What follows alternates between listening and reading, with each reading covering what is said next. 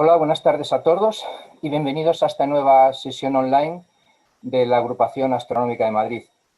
Soy Pepe Prieto, para quien no me conozca, y bueno, hoy quiero presentar a los socios de la AM que van a dar la charla de hoy. Nos van a hablar tres reconocidos miembros del Grupo de Heliofísica de la AM, Grupo de Heliofísica que desde el pasado mes de marzo se pasó a denominar Grupo de Heliofísica José María Hernández, en honor de nuestro querido socio José María Hernández, que falleció el pasado mes de marzo y cuyas observaciones del Sol durante más de 10 años se conservan en la sede de la agrupación. Los miembros que nos van a hablar del Grupo de Heliofísica son Nicolás Ortego, Ángel Manuel López y Enrique Velarde. Tratarán temas pues tales como la fotografía solar, la observación de las manchas solares, eclipses y observación visual en distintas bandas de emisión. Quiero comentaros que hoy transmitimos desde 4 puntos diferentes, por eso disculpad si hay algún problema en la transmisión. Hemos ensayado y creemos que saldrá bien, pero bueno, pido disculpas si en algún momento hay algún problema, ¿no? Y también por eso quiero comentaros que las preguntas se harán, como siempre, a través del canal, a través del chat del canal de YouTube de la agrupación, al final de cada intervención. No al final de cada intervención, sino al final de la charla de los tres ponentes de hoy. Y bueno, ya sin más dilación, paso la palabra a Nicolás Ortego. Nicolás, cuando quieras. Buenas tardes. Hoy vamos a tratar del cómo observar y fotografiar el Sol desde un inicio y según mi práctica en la Agrupación Astronómica de Madrid. En lo que me concierne, está todo expuesto en la presentación, por lo que trataré de abreviar comentarios para que haya tiempo para todos. Esta presentación es de libre disposición para el socio que así la requiera. Por último, recordaros que mantenemos la observación solar día a día a pesar de los incómodos tiempos del COVID-19 que nos toca vivir. Y por último, queremos agradecer la labor de José Prieto por su dedicado programa y coordinación de esta especial modalidad de charlas, que mantiene la actividad de la agrupación astronómica. Al final de la charla de hoy habrá un turno de preguntas indicando el tema y ponente. De modo que muchas gracias por vuestra atención y comenzamos. Antes de empezar, una breve mención sobre la próxima charla del martes día 6 de octubre, que irá sobre exoplanetas a vista de los telescopios espaciales por Mariano Gutiérrez Navas. Y entramos ya hablando que esta charla va a ser en 3 tiempos. Ya lo ha citado José, que soy yo, que hablaré primero sobre la introducción a la observación de la fotosfera, en luz visible, principalmente, ya digo, como inicio, el Sol se empieza observando la fotosfera, que es lo más fácil. Ángel Manuel nos hablará de algo más avanzado, como son los filtros solares de ISTAR, su teoría para la observación solar avanzada. Y Enrique Velarde de la práctica de este tipo de filtros que dan muchísima más información. Los H-alfa, calcio, sodio y magnesio, además del uso del prisma Herschel.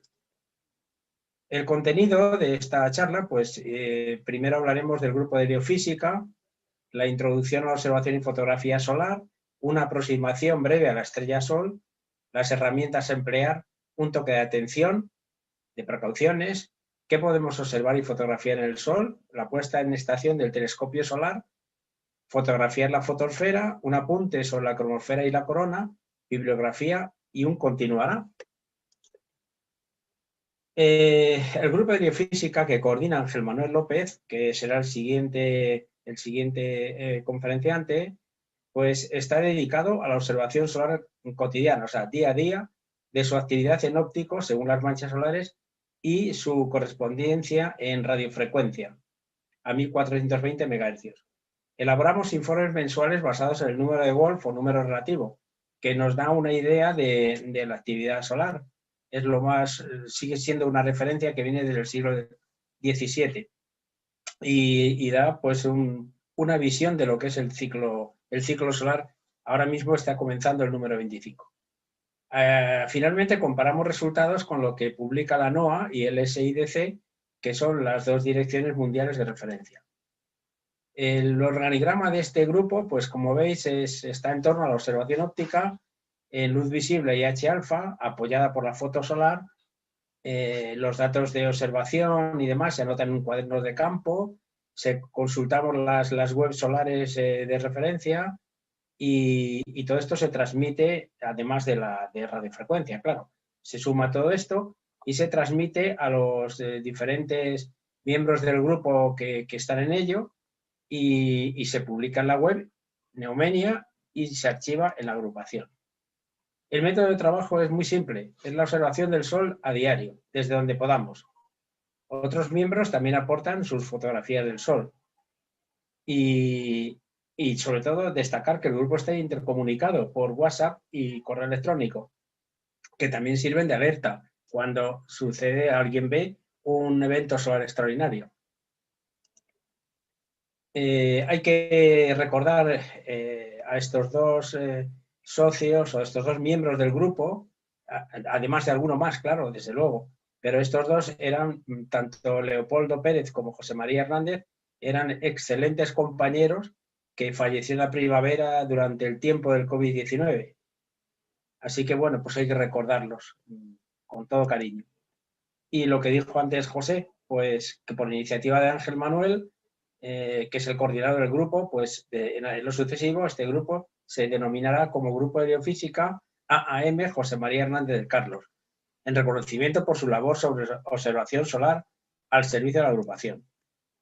Y ya entramos. ¿Qué podemos ver en el Sol? Pues básicamente la fotosfera con sus manchas solares, la corona de los eclipses, que eso ya es bastante raro y hay que hacer desplazamientos a veces muy lejanos, y la cromosfera. La cromosfera también está a nuestro alcance, con sus eventos fantásticos de protuberancias y demás. Ay, perdón, se me ha ido. Pues aquí. Perdón, se me ha ido, no sé por qué. Bien, la observación del Sol se hace, como sabéis, desde el espacio exterior, sobre todo los telescopios solares, como el SDO, el SOHO, etcétera, y nos dan en tiempo real la actividad de la estrella en todo el espectro electromagnético, cosa que solo es posible hacerlo fuera de la atmósfera de la Tierra. Lo que hacen es aportar investigación y servicio del tiempo espacial para prevenir daños en la actual sociedad tecnológica, como sabéis. También desde Tierra están los observatorios profesionales como los buques insignia de Hawái y Canarias, que observan a fondo las manchas de la fotosfera, y a los que nos sumamos en nuestro pequeño grado los no profesionales, como el Grupo de Heliofísica de la Agrupación Astronómica de Madrid y otros también asociados a la Federación de Asociaciones Astronómicas de España. Un toque sobre la estrella Sol. La estrella Sol es enorme comparada con la Tierra. Aquí veis lo que sería una imagen del Sol y aquí la imagen de la Tierra. 109 veces, con un diámetro 109 veces más pequeño la Tierra respecto al Sol. En fin, ¿qué vamos a decir? Que no somos nadie, como aquel que dice, pero bueno, aquí estamos y aquí vivimos. Unos pocos datos, pues sería el diámetro ecuatorial, que está del orden de 1.392.000 kilómetros, la Tierra tiene 12.000 y pico, y después, pues la distancia media Sol-Tierra, 149 millones de kilómetros y medio, etcétera. Bueno, son datos a tener en cuenta siempre que queramos valorar el tamaño, hacernos una idea del tamaño de los eventos solares. La observación solar no tiene referencias permanentes porque el Sol es tremendamente dinámico. Las manchas nacen y se extinguen en tamaños, complejidad y duración muy variopintos. Pueden durar horas o días, o incluso una rotación de la estrella o más. Y lo mismo vale para las regiones activas, filamentos, protuberancias, etcétera, observables en H-alfa. Las manchas solares son el objetivo central de esta charla, para observar y fotografiar. Son vórtices de flujos magnéticos que constituyen el principal rasgo observado en el Sol del siglo XVII. Aparecen cuando asoman por el limbo este del Sol. Desaparecen cuando se ocultan tras el limbo oeste del Sol. Nacen cuando surgen donde antes no había nada anotable. Y mueren cuando se extinguen. Esta es la denominación que anotó o que dio José María Hernández. Siempre ha dejado muchas huellas que hemos seguido los demás con mucha atención y mucho cariño. Lo tiene publicado en un librito llamado Míos, que está en la agrupación. para aquel que lo desee. Así que bueno, de entre todo el espectro electromagnético emitido por el Sol, a nuestro alcance solo está observarlo en óptico, luz visible y H-alfa y radiofrecuencia. Pero en fin, así todo nos da muchos datos, ¿eh? Por lo tanto, en la agrupación observamos fotosfera y cromosfera, la corona en los eclipses totales. Y además, a mediodía, coincidiendo con la máxima altura alcanzada por el Sol, otro socio, otro miembro, que es Jesús Bartolomé, observa en radiofrecuencia a 1420 MHz. Con todos estos datos podemos articular la observación del ciclo solar de 11 años como media. En esta charla indicaremos cómo observar el Sol en óptico y en sus inicios, o sea, con aquel que se quiera iniciar en ello, y con medios avanzados. Las herramientas a emplear por el observador solar se resumen en un telescopio con filtro atenuador a una 100 milésima en objetivo, un ocular para alcanzar 80 o más aumentos con filtro solar continuum de 540 nanómetros roscado al ocular, sobre un trípode de montura ecuatorial motorizada preferentemente, pero en fin, hay otras altazimutales que también nos pueden servir, pero la más típica es la ecuatorial, la más fácil y más ligera de llevar a cualquier sitio. Debe de consultar las páginas web solares, porque en estas se publican a diario muchos datos observacionales que nos permiten conocer mejor cómo la actividad del Sol y contrastarla sobre todo con lo que nosotros observamos. La fotografía solar aporta documentación sobre la evolución de las manchas solares, y en un cuaderno de campo pues viene muy bien para anotar la observación diaria, el número de Wolf, dibujo de manchas solares, etc. Finalmente, un telescopio H-alfa redondearía todo este mínimo kit, pero eso sería para un paso más avanzado en el observador. Y en la observación solar avanzada, pues claro, están los oculares de iStar con telescopios APO, prisma Herschel, etc. Y luego lo iremos viendo. Este sería un equipo de observación ligero, que es el que yo tengo, es un telescopio con su corto, con su filtro atenuador en el objetivo, el ocular con un de 8 milímetros, perdón, de 5 milímetros, con el filtro de 540 nanómetros roscado, y todo ello montado sobre una montura ecuatorial motorizada en ascensión recta, desde el balcón de casa, vamos. Un toque de atención, que nunca se debe pasar por alto, es que en la observación solar directa hay que utilizar filtros atenuadores homologados a escala 1/100.000, porque existe riesgo de ceguera o destrucción del sensor de la cámara por omitir esta precaución. Aquí represento un par de ellos, de modelos. Uno, la típica gafa de eclipse, que es una gafa de cartón con unos filtros plásticos que hacen esta función, o unos prismáticos con sus filtros delanteros. También, en este caso, son otros astrosolar, como están aquí, de Bader. Es una lámina que da una calidad extraordinaria y a bajo precio, porque es un DIRA 4 que podemos roscar y pegar y hacerle la montura que queramos. 3 ejemplos de este tipo de filtros, en este caso, empleados en el último eclipse de Sol visto o asistido en Chile el año pasado. Unos gemelos especiales para el Sol con filtros incorporados, las típicas gafitas eclipse o unos potentes binoculares con sus filtros. En este caso son Bader. Y también hay que hacer una anotación sobre este filtro. Es un filtro solar continuum que deja pasar la banda de 540 nanómetros más menos 5 nanómetros nada más. Entonces lo que vemos es una imagen verde, como veis aquí en el rango de electromagnético luminoso veremos la banda verde.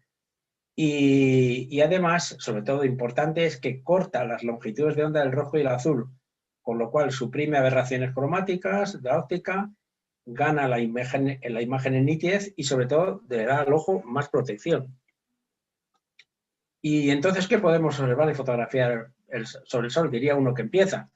Pues mira, los eclipses, un eclipse en este caso parcial visto en Madrid, el Sol de medianoche, que se puede hacer sin filtro y sin nada, lo que se dice más fácil e imposible, pero eso sí, hay que ir al círculo polar ártico o más allá.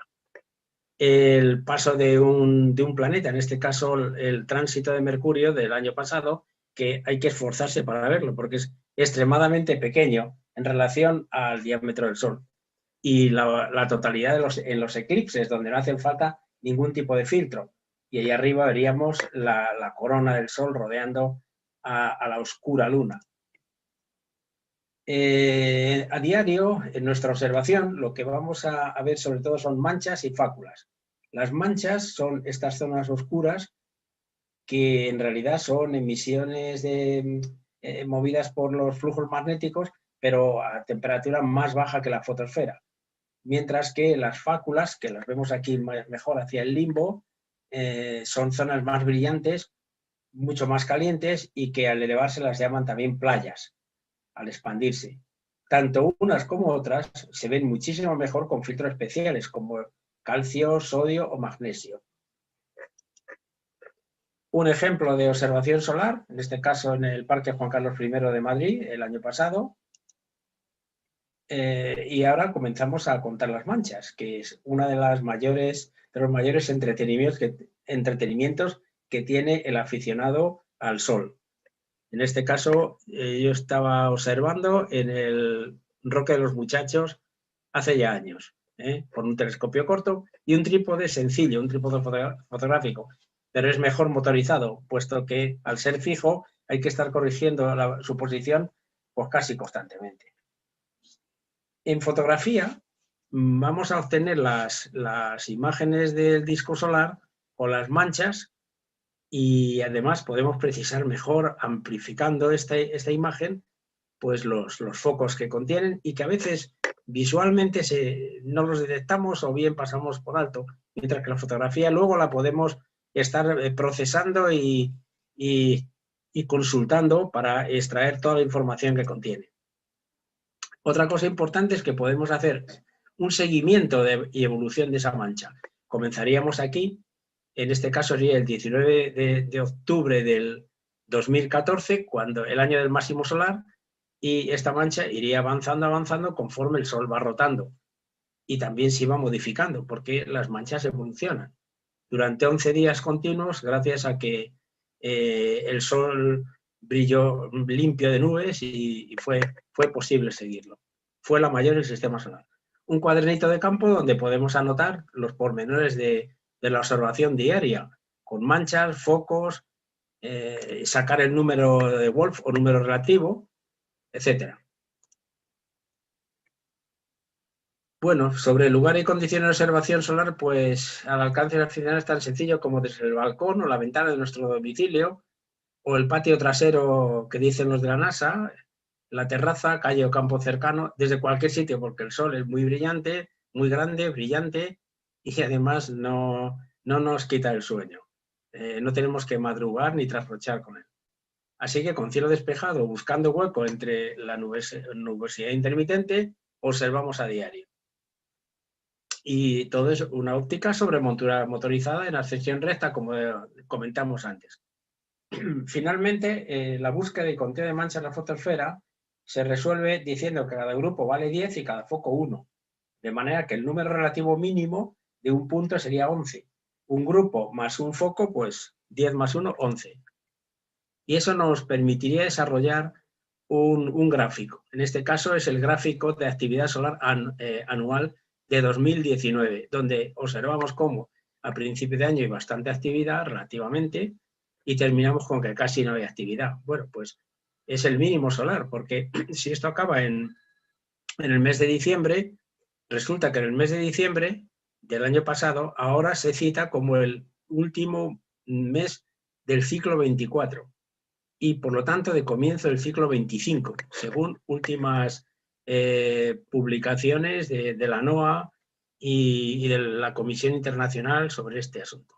Bien, aquí abajo vemos la curva de radiofrecuencia, quiero decir, en la que hay picos de radio que coinciden con picos ópticos y otros pues que no tanto, porque al fin y al cabo el Sol emite en toda la banda electromagnética, pero no de una forma igual, sino que en ocasiones tiene muchísimos fogonazos de luz y otras veces tiene muchos fogonazos de radio. Lo que pasa es que suele también coincidir. Hay otra hoja mensual donde se hace un parte anotando todos los pormenores de ese mes en cuanto a número de manchas, número de Wolf, etc. Y finalmente una de tendencia en donde veríamos cómo 2014 es el año del máximo y 2019, que aquí por cierto está un poco tapado, pues es el del mínimo. Ahí veríamos cómo ha fluido este año mejor dicho, los últimos 8 años del ciclo 24. Lo primero, para observar el sol lo tenemos que poner en estación, pero claro, es de día, no vemos estrellas, así que tenemos que fijar, mejor dicho, o apuntar la montura en nivel y altura y con la brújula apuntar hacia el polo norte magnético. O polo sur, vamos, hacia el polo magnético, según donde estemos. El asunto también tiene su pequeña deriva, porque si la declinación magnética del punto de observación está muy separada del polo celeste, pues también tendríamos que corregir este dato. Así que ponemos el motor de ascensión recta en marcha en posición velocidad solar, posicionamos el conmutador norte o sur según el hemisferio donde estemos, de la Tierra, vamos, y centramos el sol en el campo del telescopio por proyección de su sombra y luego ajustándolo y retirando el ocular, mirando por el portaocular. Luego insertamos el ocular y enfocamos, siempre sobre el limbo y las manchas, si las hay. Y luego pues a observar y corregir las pequeñas derivas de la imagen. No es muy problemático porque el sol, ya digo, es muy luminoso y aunque tengas que retocar un poquitín la posición, pues no es muy crítico. Y para la fotografía digo lo mismo, se dispara a velocidades muy altas y por lo tanto no va a ser muy crítico. Algo interesante es que si queremos obtener mejor visibilidad, deberíamos taparnos la cabeza. En este caso con un paño negro, o sea, en este caso una toalla negra, vamos. O bien con una visera o un sombrero. Es decir, algo que nos corte la incidencia de la luz solar sobre nuestros ojos. Y entraríamos en fotografía de la fotosfera. La fotosfera, tenemos la imagen de antes donde se ve el Sol con un puntito negro, que es el tránsito del planeta Mercurio en el mes de noviembre, visto desde Madrid. La fotografía de las manchas solares, en modo simplificado, empezaríamos poniendo en estación la montura, con el telescopio, filtro y tal. Nivelaremos la cámara con el ecuador solar aproximadamente. Es importante como documento situar las manchas en su posición normal. Normal quiere decir desde nuestro punto de vista. Solarmonitor.org de la NOAA nos da la imagen del Sol diaria, con lo cual las manchas también las podemos posicionar aproximadamente. Enfocamos con la pantallita Live View de la cámara sobre el limbo solar de las manchas y captamos varias tomas. Yo pongo que 3 o 4 tomas, seleccionando la mejor para luego procesar a un 2000avo y un 1000avo de segundo, ISO 200. O sea que fíjate que es rapidísimo y la foto seguro que no va a salir movida. Eso para la fotosfera, según el SIN de la atmósfera y la altura del Sol. La observación de las manchas solares puede mejorarse captando la imagen del Sol con el mismo equipo descrito anteriormente. Y en este caso, cuando vamos a fotografiar, pues quitaremos el prisma y el ocular y roscaremos una pieza T más lente Barlow o teleconversor fotográfico, eso lo hago yo con este dispositivo, más la cámara reflex, todo roscado al tubo del telescopio. Así podremos mejorar el conteo de las fotos, de los focos de las manchas y seguir su evolución en días sucesivos. Después se resume este proceso en captación, descarga en PC y procesado. Yo lo hago con Photoshop CC. Hay diversas técnicas de captación y procesado que son mejores, algo más complejas. En filmación, con programas Registars y otros. Yo trabajo sobre una imagen individual, seleccionada entre 3 o 4 tomas y luego después procesando. Mi equipo, captación y procesado, resulta muy manejable, ligero y sobre todo fácil de manejar. Y se guardará en JPG. Este sería el diagrama de bloques de la óptica.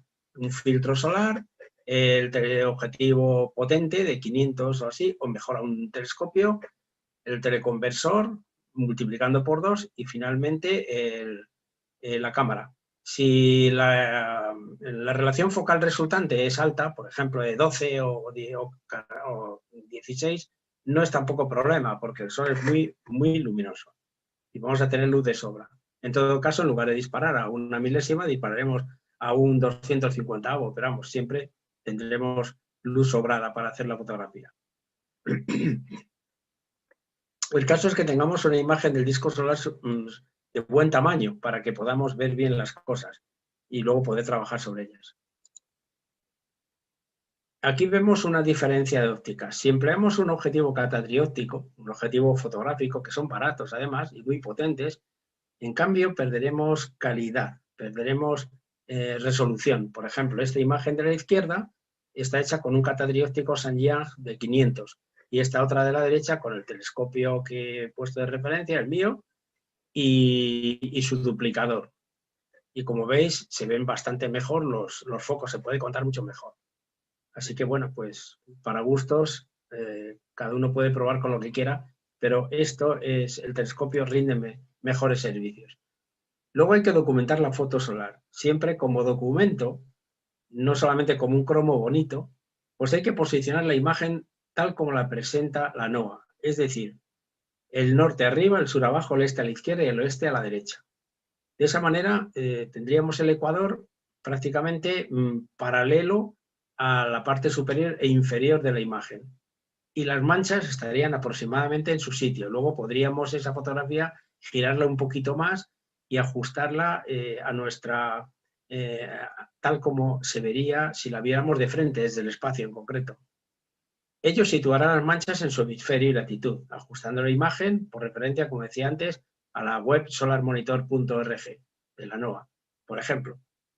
Anotaríamos al pie de foto fecha y hora UTC. Entonces dejamos un documento ya que se puede archivar para, insisto, poderlo seguir en días sucesivos y sobre todo para que el arriba y el abajo son importantes en el caso de las manchas por su polaridad magnética y lo demás. También otra cosa que hay que tener en cuenta es la posición del globo solar, mejor dicho, si quieres, de sus polos o su diámetro a lo largo de los meses del año. Ello es debido a que conforme la Tierra va girando alrededor del Sol y teniendo en cuenta la inclinación del ecuador o del eje de rotación del Sol respecto a la eclíptica, en el caso del Sol son 7 grados, en el caso de la Tierra son 23,5, por lo tanto al ir pasando los meses también veríamos el Sol más tumbado hacia un lado o hacia el otro. Eso es también importante a la hora de determinar dónde están las manchas que estamos observando. Y finalmente es el procesado. Las imágenes del Sol hay que procesarlas. Como en toda fotografía digital astronómica, desde luego, es un paso imprescindible. Primero captamos la foto del Sol en monocromo, evitando saturación de color y aberraciones en la óptica. El filtro Bader Astrosolar Film aporta nitidez y color gris azulado, además de su economía. Descargada y seleccionada la mejor imagen de las varias captadas, reforzaremos el enfoque, exposición, brillo, etcétera, pero evitando sobreexponer el limbo y las manchas. Y con Photoshop CC, por ejemplo, que es lo que yo empleo, la herramienta HDR facilita compensar el viñeteo y excesivo oscurecimiento del limbo del Sol. Coloreamos la imagen y tapamos los puntos de suciedad con la herramienta clonar de las capas de Photoshop, pero respetando las manchas solares y sus detalles. Eso hay que ser cuidadoso. Finalmente se guarda o se puede guardar en JPG Fine, con lo cual podemos enviarlo por correo, el móvil, como queramos. Esto sería una representación de este proceso de imagen. En primer lugar, una imagen en blanco y negro, tal como sale en la pantallita Live View de la cámara. Después la ampliamos por recorte, la procesamos, mejorando la nitidez, le aplicamos un color, el color que más nos guste. Hombre, el Sol más o menos amarillo queda bien, más o menos, un amarillo anaranjado, pero es a gusto de cada uno, ¿eh? Es un color que no es exactamente real, pero bueno, es el que más nos parece real. Y luego otra cosa, si ya está bien ajustada en enfoque y en todo, pues podemos ampliar. Hacemos una copia, recortamos y podemos ver más detalles de esa misma mancha, que en principio era muy pequeña, y además se ven focos que tenía cercanos que antes quizá no lo veíamos. Aquí se intuye la granulación solar, se intuye, bien. De tal manera que el equipo de inicio, en mi caso, y creo que para cualquiera que empiece es muy recomendable, sería 2 telescopios. Un telescopio normal con lente corregida, su filtro atenuador delante, un ocular de bastante aumento, en este caso de 5 milímetros, con el filtro roscado, el 540 nanómetros, y al otro lado estaría pues, el telescopio H-alfa, en este caso un LUM 60, que nos permite ver la cromosfera. Yo empleo un ocular zoom que va desde 24 a 8 milímetros, y con él puedo jugar un poquito para tener una imagen lo suficientemente grande para observar o fotografiar, y además que no robe demasiada luz, porque teniendo en cuenta que solamente vemos una estrechísima banda, pues en el rojo todo lo demás es restarle luz. Para que os hagáis una idea, si con el primero se puede fotografiar a 1 milésima de segundo o 2 milésimas o media milésima, con este tendríamos que ir a un 30avo de segundo, etc. En el caso del telescopio, digamos, de luz visible, pues tendríamos ya digo, una velocidad muchísimo mayor y a un ISO bajo, un ISO por ejemplo 200, mientras que en el caso del H-alfa sería mejor subir el ISO, subirlo a 400 u 800, según la cámara que tengamos, tengámoslo en cuenta. Finalmente, el cuerpo de cámara, pues una cámara reflex normal, acoplada a estos telescopios a través del teleconversor, una pieza roscada, etc. Este ya trae su portaocular roscado. Bueno, un intervalómetro para disparar o cualquier otro sistema para disparar es lo más práctico, porque los infrarrojos a veces, debido a la luz del sol, pues no permiten ser muy fieles. Y luego está la brújula para apuntar el telescopio. Entonces pasamos brevemente a la cromosfera. No podemos dedicarle el tiempo que se merece, ya digo, porque no puedo yo consumir todo el tiempo de la charla. Pero es un mundo turbulento, cargado de fenómenos tan espectaculares como protuberancias, erupciones, fulguraciones, en fin, una maravilla.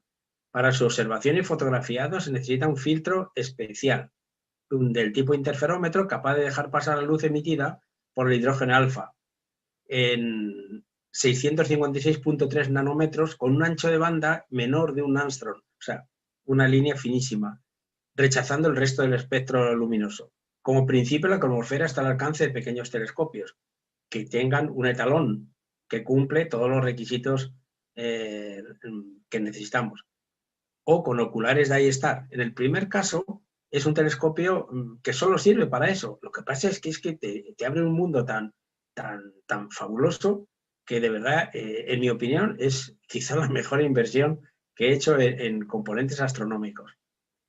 Y después están los oculares de iStar, de los que se comentarán después los ponentes que siguen a esta parte de la charla.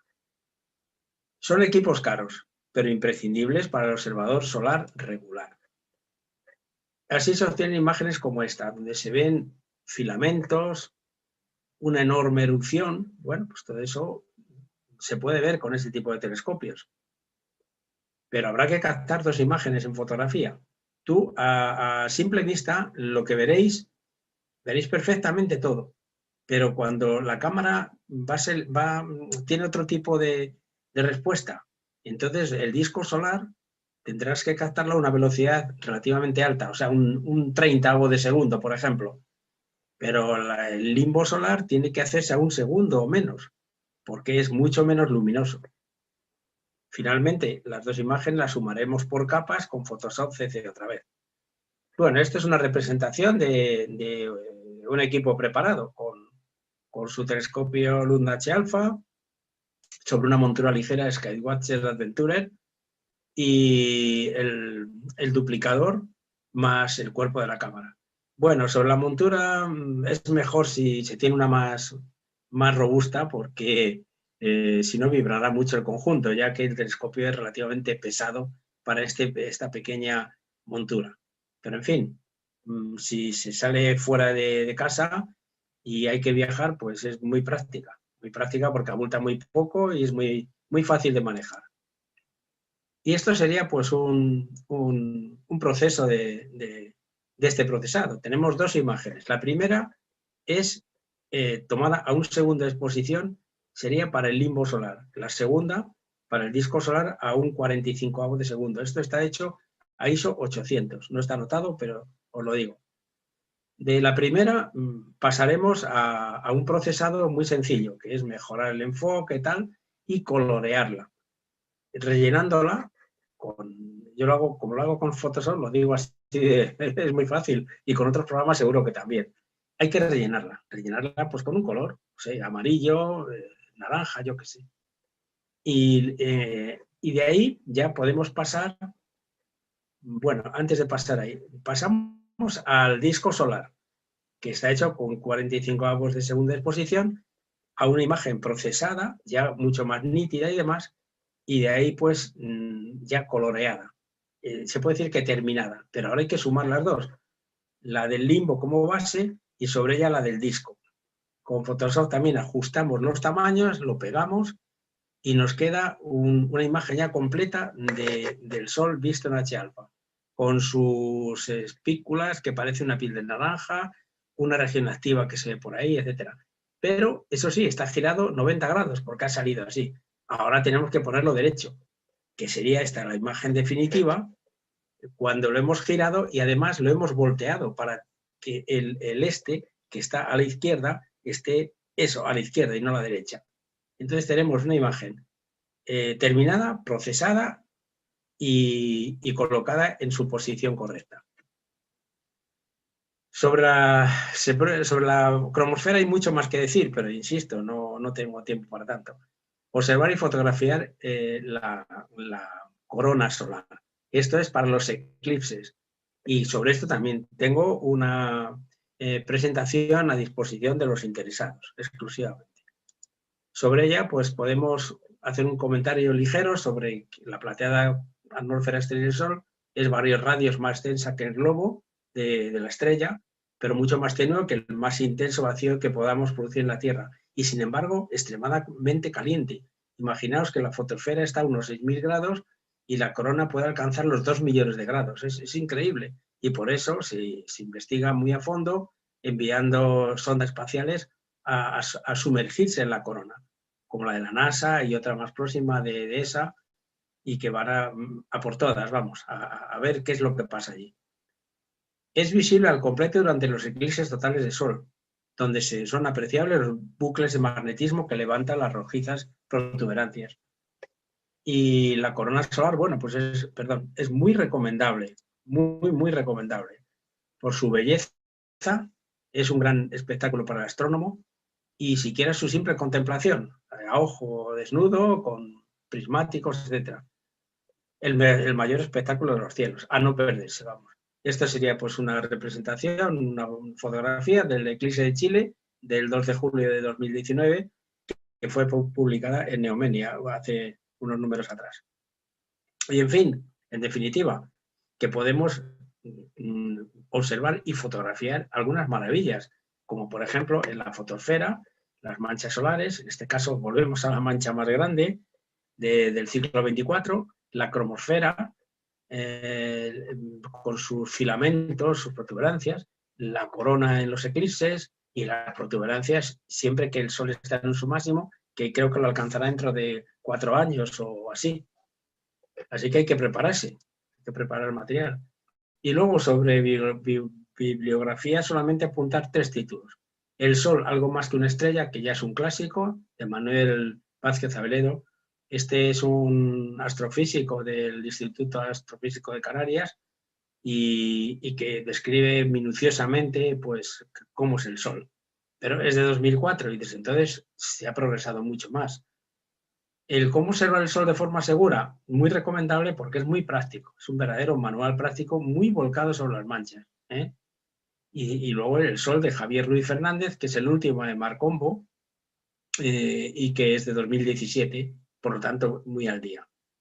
Luego también hay páginas web que pueden ser buscadas y donde vienen cosas, descripciones muy interesantes, sobre todo para el seguimiento de la actividad solar.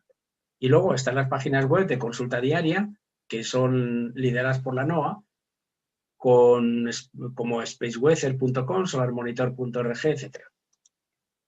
Así que bueno, para terminar, pues que sirva aquí lo expuesto para incentivar la observación del Sol en el ciclo que comienza el número 25 desde 1755. En los años venideros surgirán grandes manchas y eventos cuya evolución os llenará de satisfacción, porque la estrella solar es la que rige el vital ciclo de la Tierra, de modo que continuará. Y dicho esto, muchas gracias y le paso la palabra a Ángel Manuel.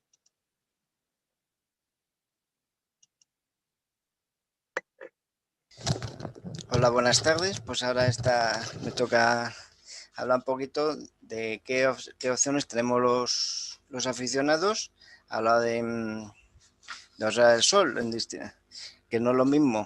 Es sobre observar el sol en distintas, lo que llamo yo, distintas luces, que más o menos son en distintos colores, y que no es lo mismo que ver eso flipando en colores. Esta charla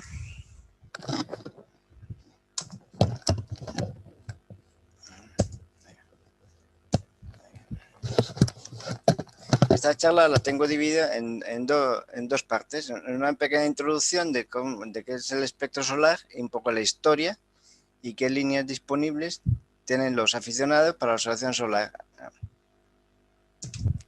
Entonces, en la introducción, pues ¿qué es el espectro solar? Pues es que básicamente la descomposición de la luz solar, lo que se llama el arco iris, y se obtiene más bien con el uso de un prisma o una radiofracción, o sea, con un espectroscopio o un espectrógrafo. Claro que luego se pueden utilizar gotas de agua, pero es poco práctico. En este gráfico, en esta imagen, pues está todo el espectro representado, desde el violeta hasta el rojo.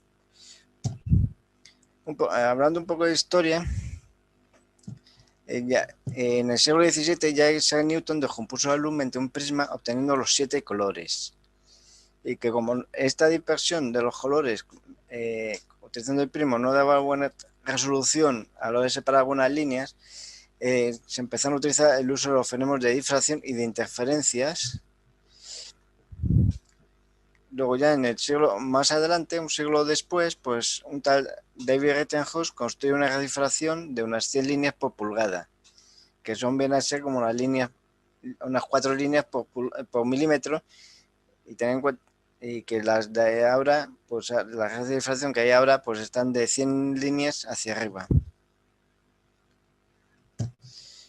En 1805, William Wollaston pues vio a la hora de componer la luz, pues que había unas líneas oscuras en el espectro, y se percató concretamente de 7 que coincidían justamente con la separación de los colores. Unos 10 años después, un fabricante de vídeo llamado Joseph Fraunhofer, ya utilizando prima de gran calidad, empezó a detectar numerosas líneas oscuras. Llegó a catalogar hasta 700 líneas y denominándolas a las principales de la A a la H en mayúscula y de A a H en minúscula, las más delgadas. En el gráfico de aquí abajo, este es su espectro original.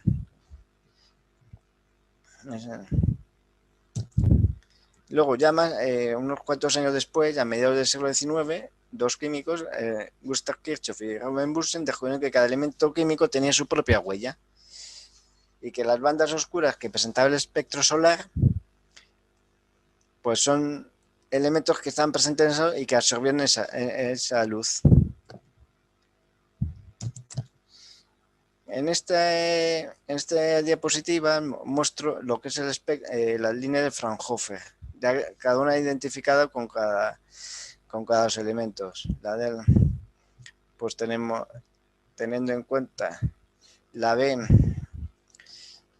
es el H alfa, No, no es la C, la H alfa, la A y la B son la de la atmósfera telúrica, la atmósfera terrestre, el oxígeno terrestre, y luego pues aquí algunos tenemos el calcio, estas líneas, y algunos, el H beta. Entonces, una vez que vimos un poquito la introducción de esto, pues pasamos a qué líneas tenemos los AMATAC para ver el Sol. Pues recorriendo el espectro del violeta hasta el rojo, pues tenemos, si cogemos todo el espectro, es decir, de los 400 hasta los 700 nanómetros, tenemos lo que se llama la luz blanca y con ello vemos la fotosfera. Entonces, ya empezando por el ultravioleta, tenemos una situada casi en los 397 nanómetros, que es la línea H del calcio, que nos permite ver la cromosfera. Luego, un poco más adelante, y en la zona del verde, vamos a tener al magnesio en torno a los 513, que también es la cromosfera. Luego el continuo solar, del que ha hablado ya un poquito Nicolás Ortego antes, que está centrado en los 540 nanómetros y es centrado para la fotosfera. Luego el sodio, ya en los 590 nanómetros, que es para la fotosfera, y luego el archiconocido H-alfa para la cromosfera. Entonces, empezando por la luz blanca, la que abarca todo, pues ese rango es, la luz blanca, pues eso, el rango es de 400-700 nanómetros, que lo que hace es, lo que hacemos es observar la fotosfera. En este caso, a la hora de observar el Sol, siempre hay que utilizar filtros y en el objetivo, y bien pudiendo ser de cristal, lámina de polímero negro, o bien el prisma de Herschel, que no necesita filtro en el objetivo. Entonces, ¿qué estructuras visibles se pueden ver en la luz blanca? Pues están las manchas solares, así como su evolución y la estructura que poseen estas, pues las umbras, las penumbras y los puentes de luz. También los poros, que son básicamente umbras sin la penumbra y muy pequeñitos. Y luego están las fáculas o las playas, que se ven muy cerca, mejor en el limbo, en la luz blanca y la granulación. Tengo en estas imágenes indicar algunas de las estructuras y algunos ejemplitos también de luz blanca. Algunos acentitos.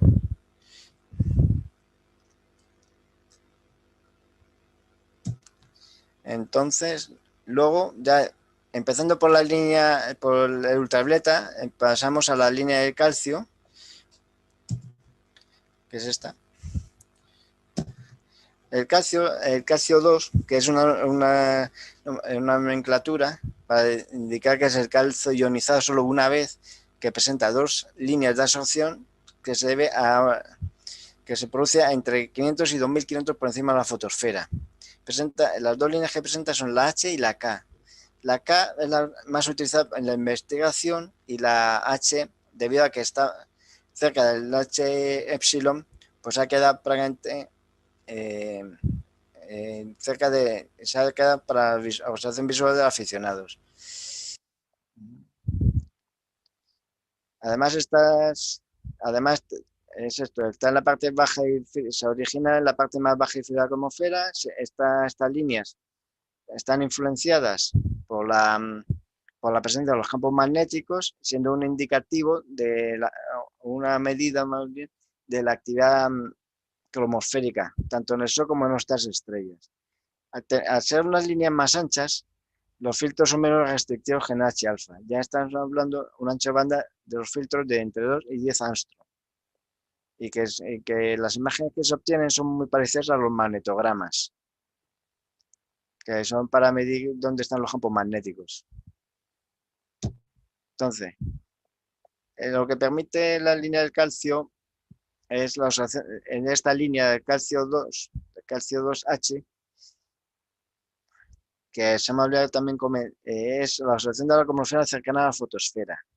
Pero se me ha olvidado comentar que la línea, hace unos años sacaron una marca comercial, una serie de telescopios centrados a la línea de HK del calcio, pero no tuvo éxito porque esa línea es muy sensible a la edad del ojo.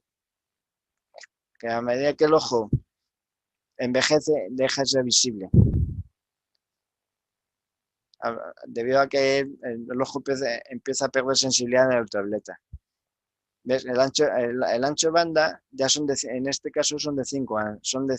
Las estructuras visibles pues son pues, las playas y las fáculas, la red cromosférica, que son la base de las espículas, que veremos que se verán en H-alfa, las manchas solares, los poros, las protuberancias, pero muy atenuadas, las regiones activas y las fulguraciones solares.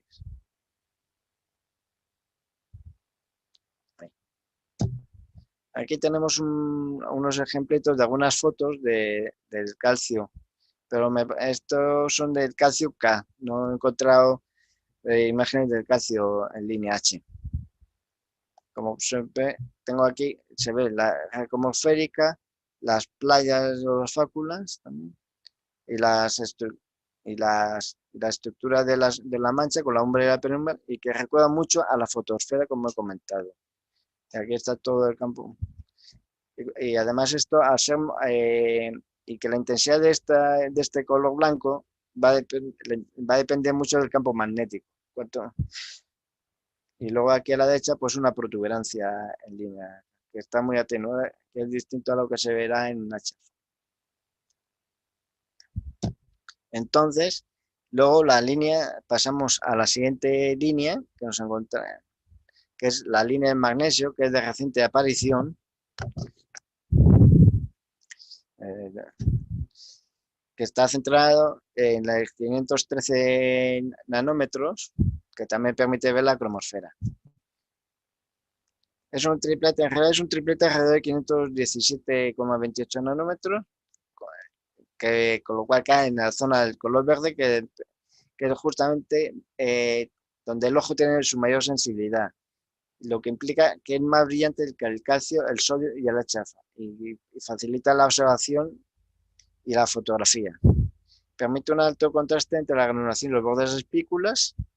Estudia la parte baja de la cromosfera, situada entre 600 y 900 kilómetros por encima de la fotosfera, pero siempre dentro de la cromosfera ya. Y que esta línea se emite cuando la cromosfera inferior es calentada. Bueno, en este caso el filtro específico ya es un poquito, ya es más estrecho que antes. Ya estamos hablando de entre 0,3 y 0,5 angstroms. Las estructuras visibles, pues como podéis comprobar, pues son prácticamente iguales que antes. Que las que se ven en la fotosfera y en el calcio. Pues las regiones activas, las manchas solares, las playas bajas fáculas, pero estas con más contraste que en calcio, los bordes de las espículas, también las huellas de las fulguraciones, la granulación y el contorno de los filamentos. Esta es una fotito que solo he encontrado de este filtro que se ve.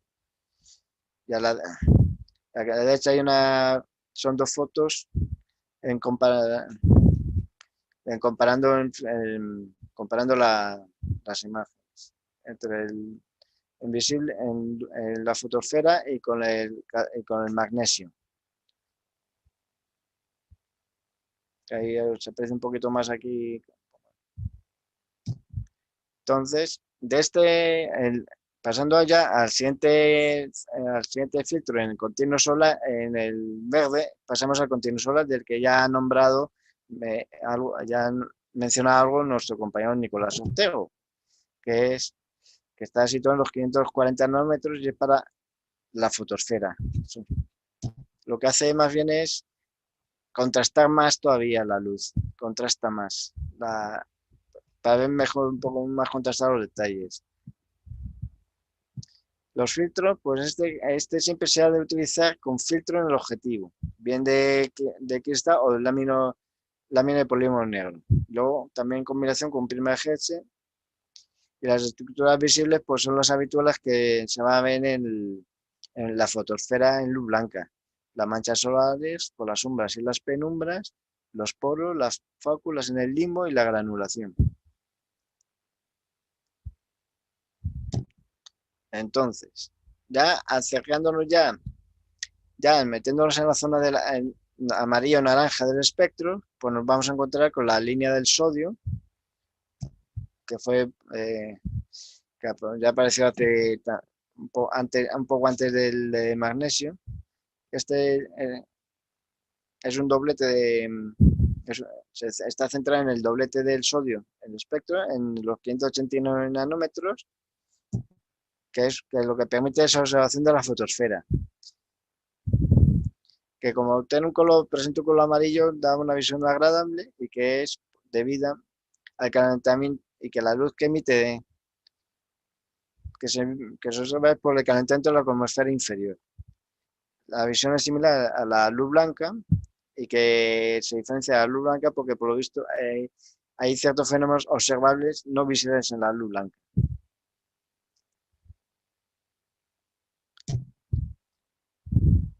Entonces, en cuestión de estructuras visibles, pues podemos encontrar pues lógicamente las manchas solares y su evolución, la sombra con sus sombras y penumbras, los poros, los famosos puentes de luz, las fáculas y las playas en el limbo también, la granulación y las regiones activas.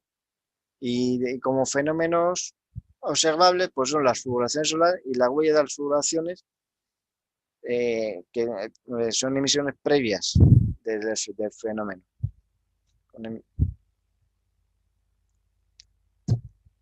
Esto es una foto de una aficionada tomada en sodio, de que se ve claramente la estructura, un poquito todas las playas y las fáculas, el puente de luz.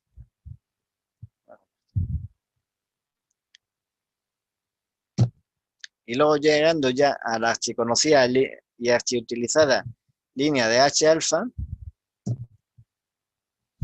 que ya está en la zona del rojo,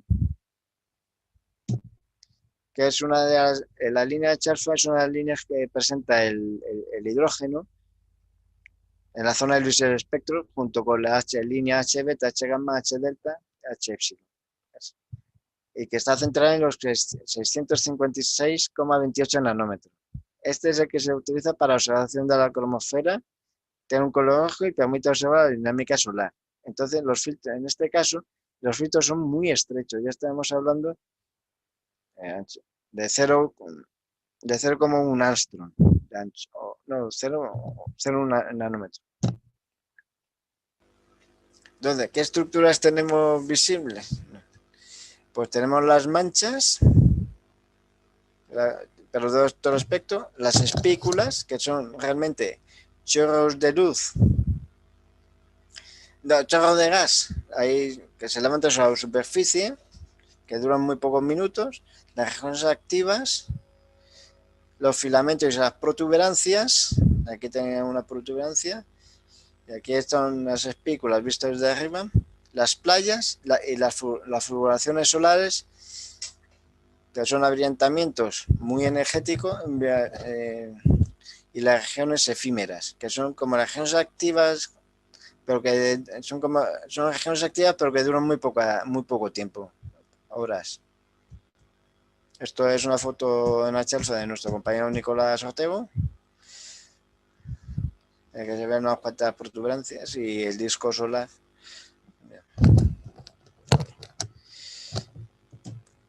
Y para acabar ya, y para ya dejar paso a nuestro compañero Enrique, pues esto es un poco de la estructura de los filtros, de cómo se ven las estructuras de los filtros, con los filtros.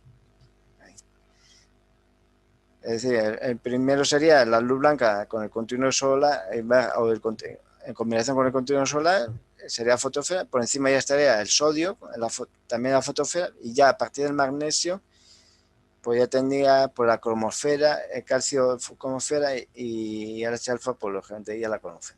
Eso es. Y ya con esto, pues doy paso a nuestro compañero Enrique, que os hablará de los filtros que utilizan esta longitud de onda. Buenas tardes. Y antes de empezar, un par de cosas. Primero, pediros disculpas por las fotos que os voy a presentar. Sé que son de una calidad tirando a bajita, pero es que, sinceramente, no estoy llamado por el arte de la fotografía. Y, en segundo lugar, que ya me conozco, para evitar enrollarme y no tener problemas con la cena, me he preparado un guión como plan B y casi me voy a limitar a leerlo porque sé el tiempo que tengo tabulado y nos dejará tiempo para vuestras preguntas. Así que empiezo. Yo os voy a hablar sobre los filtros solares de la casa Dye-Star y más concretamente de la gama Quark, que es la enfocada a los aficionados. Dye-Star dispone de otros modelos que son más complejos, muchos más caros y que parece que van dirigidos a profesionales. Yo empecé a observar el Sol con un filtro Quark H-alfa hace entre 5 y 6 años y desde entonces he ido incorporando nuevos filtros a mis observaciones y aumentando mi experiencia con ellos. La primera característica que destacar es que con esta gama de filtros no necesitamos tener un telescopio dedicado a cada longitud de onda en la que queremos observar el Sol. Se trata de unos filtros traseros que se instalan justo antes del ocular y los podemos usar en un único telescopio, que además podemos seguir usando en nuestras observaciones nocturnas.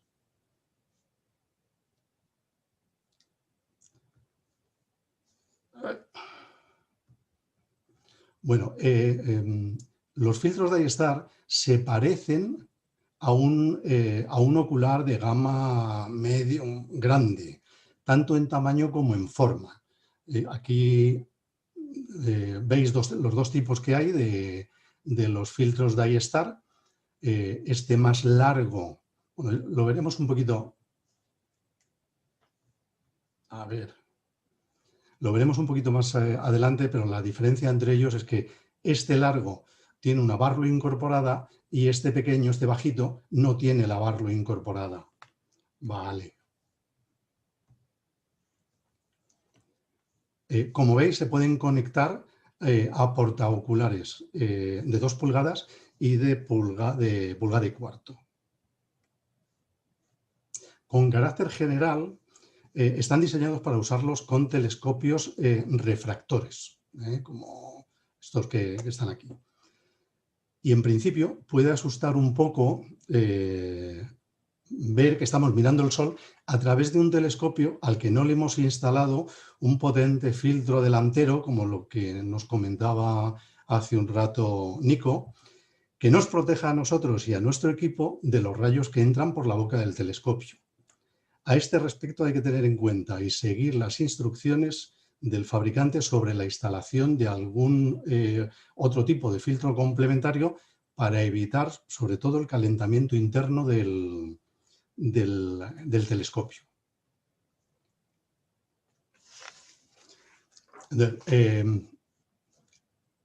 Para sesiones de observación breve y sin seguimiento, y además con telescopios pequeños de hasta 80 milímetros de apertura, no hay que instalar ningún otro filtro. Con el Quark directamente es suficiente. Hasta 120 milímetros de apertura hay que instalar un filtro de corte ultravioleta infrarrojos montado en el frente de la diagonal. Aquí veis dos diagonales que son las que yo uso y cada una de ellas tienen montado siempre el filtro de corte de UV y R. para telescopios mayores de 120 milímetros, hay que instalar un filtro de rechazo de energía frontal en la boca del telescopio, que es de este tipo. Es este que veis aquí. Y este sí que está rechazando el calor en el frente, y luego al final, en el portaocular, es donde instalaremos el filtro Dye-Star. Existen algunos refractores que no pueden utilizarse con filtros de corte, o sea, no pueden utilizarse con los filtros Dye-Star, con un simple filtro de corte UV y R, y forzosamente necesitan tener montado un RF en el frente. Estos son los refractores espaciados con aceite, los refractores con un aplanador de campo trasero integrado y los refractores con lentes PETBAL. Con estos filtros podemos ver el disco solar completo con telescopios de focal de hasta 450 milímetros. Y en cuanto a los oculares a utilizar con estos filtros, pues los que mejores resultados dan son los PLOS, los más simples. Y las focales de 25, 32 y 40 milímetros, las que mejor se ajustan. Vamos a ver cómo funcionan. Este esquema representa un filtro Dye-Star. Aquí tenemos el filtro de bloqueo, aquí estaría la lente Barlow telecéntrica integrada y el etalón. Esto sería visto en uno de ellos, pues este es el filtro de bloqueo, el bloque negro es la Barlow integrada, y la parte de color, en este caso es el sodio, el etalón. Pero como veis tiene su propio portaocular. Bueno, la luz del telescopio entra en el filtro de bloqueo que deja pasar las longitudes de onda cercanas a la propia del filtro que estamos usando en cada caso. Esto vale para cualquiera de los filtros Dye-Star. Mientras que el resto se refleja de vuelta. La luz seleccionada en cada caso pasa a través de los elementos de las lentes telecéntricas de la Barlow para lograr una relación focal más lenta por un lado y por otro un haz de luz más paralelo. El etalón pasa a un rango muy estrecho de longitudes de onda de luz, pero es sensible a la temperatura y al ángulo de la luz. En el quark, el etalón se calienta para controlar la longitud de onda y la Barlow telecéntrica controla el ángulo de la luz que entra en el etalón. Bueno, ya hemos visto que estos filtros necesitan alcanzar una determinada temperatura y para ello disponen de una entrada USB para alimentarse a 5 voltios y con un mínimo de 1,5 amperios. Tienen un piloto y el color del piloto LED nos va a indicar la situación en la que se encuentra el filtro. El amarillo se está calentando para ajustar la temperatura. Cuando pasa a verde, el filtro está en su temperatura y listo para observar. Y si pasa a rojo, pues indica fallo o bajo voltaje. La verdad es que, por suerte, yo nunca he visto el rojo en ninguno de mis filtros y espero que no verlo nunca. Tienen un selector para ajustar la longitud de onda central del filtro con 10 pasos, con variación de 0,1 Armstrong cada uno. 5 pasos hacia la izquierda, hacia el azul, para reducir la longitud de onda, hasta 0,5 Armstrong, y otros 5 pasos hacia la derecha, hacia el rojo, para aumentar la longitud, otros 0,5 Armstrong. Vamos a ver algunas características de alguno de ellos. El quark H-alfa fue el primero que sacaron y el primero que yo usé.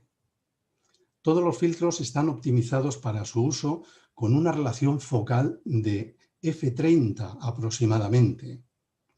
Bueno, este está diseñado para usarlo en refractores con una relación focal de f4 a f9. Como dispone de una Barlow integrada 4.3 por, realmente estamos trabajando con relaciones focales de f17 a f38. Con estos filtros, el disco solar completo se ve con telescopios con focales de hasta 450 milímetros.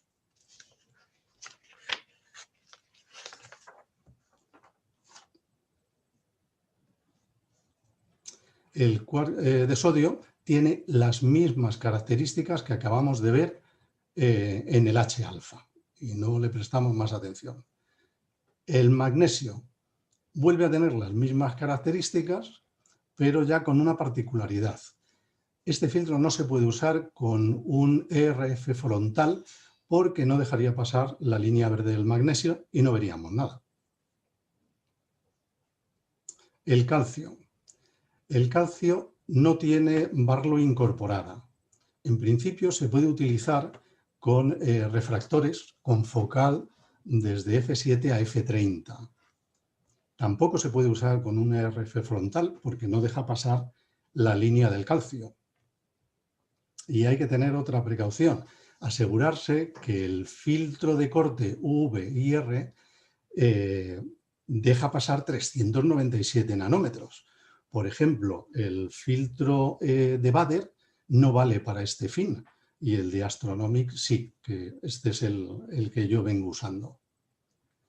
Con este filtro veremos el disco solar completo con focales de hasta 1800 milímetros. La línea de calcio, ya lo ha comentado antes Ángel Manuel, está en el límite del rango que alcanza nuestro ojo. Y como nuestra visión se va deteriorando con el paso de los años, puede haber dificultades para ver correctamente con este filtro para personas de avanzada edad. El fabricante dice que hasta los 70 años se puede ver correctamente. Yo no llego a esa edad y no veo correctamente los detalles que sí ven compañeros más jóvenes. En el caso del filtro de calcio, se puede sustituir el filtro de corte UV-IR por el filtro de Bader CCDB, que rechaza igualmente el calor y facilita la visión en azul-violeta. Bueno, pues ni con este cambio de filtro de corte mejora mi visión con el filtro de calcio. He leído por ahí que las personas operadas de cataratas recuperan la visión en este rango del espectro. Tendré que esperar a ver si me opero de cataratas. El combo quark. El combo quark es la misma versión que el primero que vimos, pero sin la Barlow integrada. Y es el que yo estoy usando actualmente. Está diseñado para usarlo con refractores con relación focal f15 y mayores. Una particularidad importante, este modelo es compatible con telescopios Schmidt-Cassegrain y Maksutov, pero instalando forzosamente un filtro de rechazo de energía delantero fuera de eje.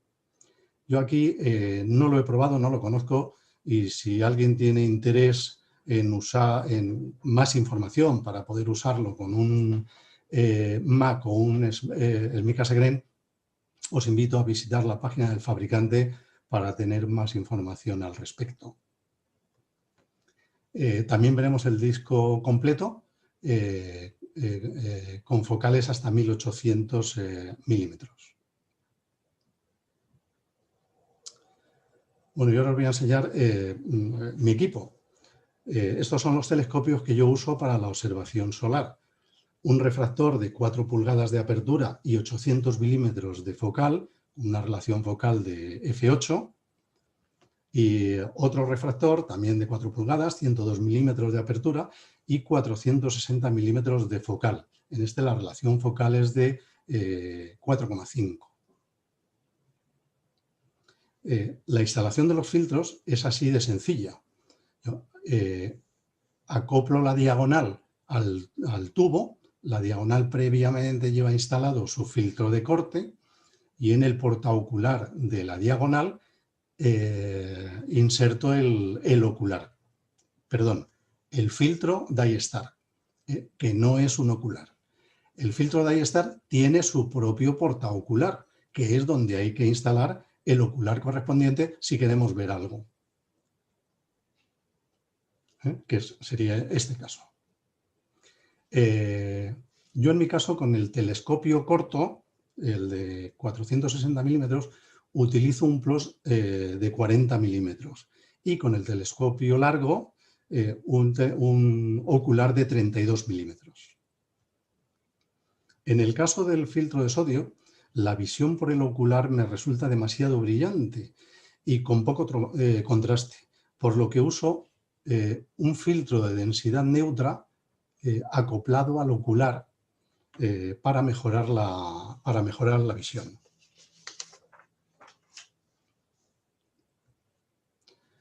Para la alimentación de los filtros utilizo un cargador múltiple de móviles que da 8 amperios. Este lo tengo conectado a la red y de ahí alimento los filtros.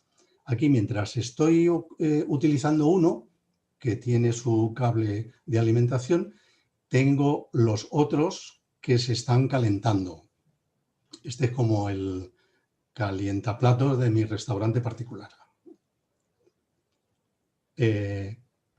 Con los filtros de sodio y magnesio, en el telescopio corto veo el disco del Sol completo.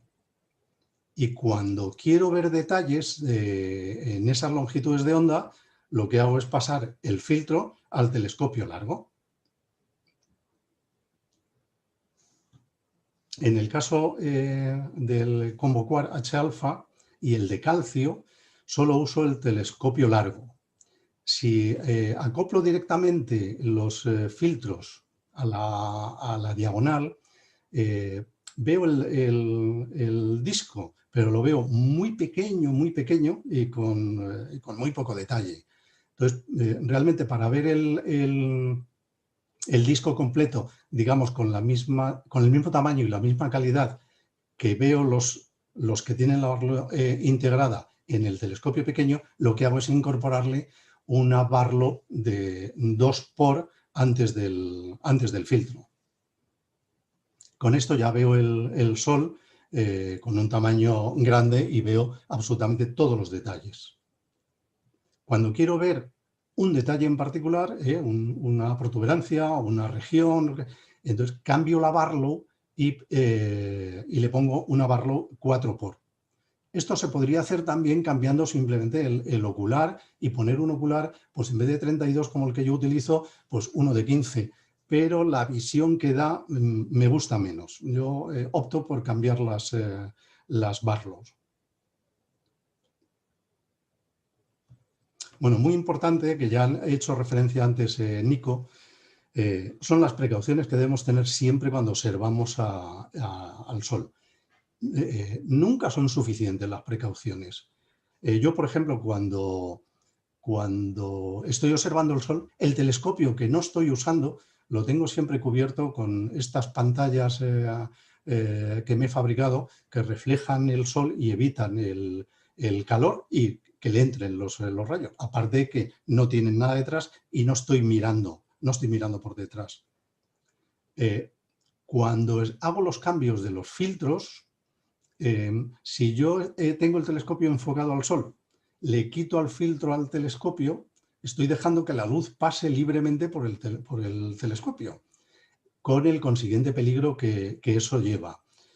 Yo lo que suelo hacer, siempre que hay alguien conmigo, por supuesto, y cuando estoy solo también muchas veces, hago los cambios moviendo la montura y desviándola del Sol. Cuando tengo instalado de nuevo los filtros, vuelvo a enfocar al Sol y entonces es cuando veo.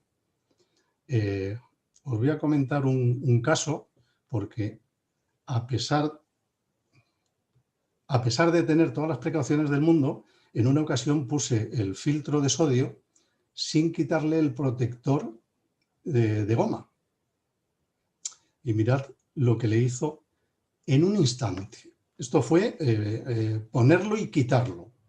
No quiero pensar si en vez de la tapa del filtro es mi ojo. Bueno, quiero hacer una reseña al prisma de Herschel, que aunque no es un filtro Dye-Star, comparte con ellos la característica de su instalación en la parte posterior del telescopio. Nos da la misma imagen que el típico filtro montado en la boca del telescopio, ya sea de vidrio, de lámina mylar o polímero. El que yo uso es de la marca Baader y vamos a ver rápidamente, que veo que me estoy enrollando a pesar de estar leyendo, cómo funciona. Entra la luz solar y el prisma se encarga de dividirla. La mayor parte de la luz es dirigida al exterior por la parte trasera, en total un 95,4% de la luz. Una placa cerámica que tiene en la trasera se encarga de disipar el calor al tiempo que nos sirve como buscador solar, puesto que se refleja la luz del sol. Y el 4,6% de la luz restante es reflejada hacia el ocular. Sigue siendo muchísima luz la que se dirige hacia el ocular. Por eso hay que interponer un filtro de densidad neutra 3.0 que reduce esa cantidad de luz a menos de un 0,1% del total de luz que entró en el prisma. Este filtro viene instalado de fábrica y también viene instalado el filtro Solar Continuum, del que ya ha hablado Ángel Manuel y Nico, y no voy a decir nada más. Por último, recordemos que este prisma solo se puede utilizar en telescopios refractores y que siempre que queramos instalar filtros adicionales tenemos que hacerlo en la parte trasera, la del ocular, y nunca en la delantera del propio prisma.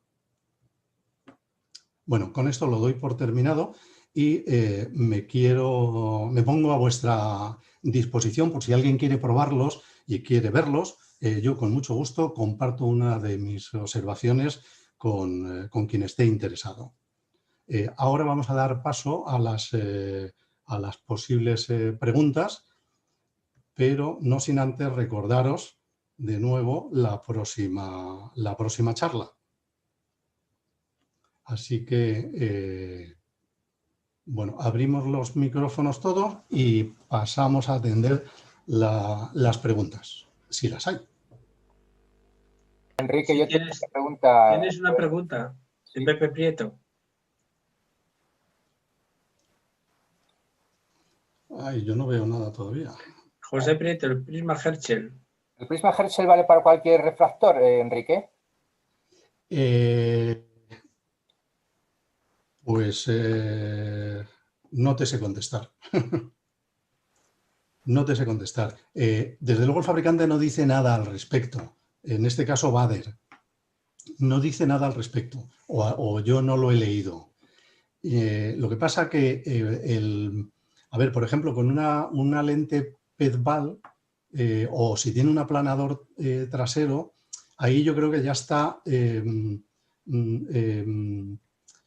ya convergen los rayos del sol y yo creo que puede ser peligroso. Yo creo que el primer filtro que se encuentre tiene que ser el filtro, el prisma Herschel, creo, pero no estoy seguro, ¿eh?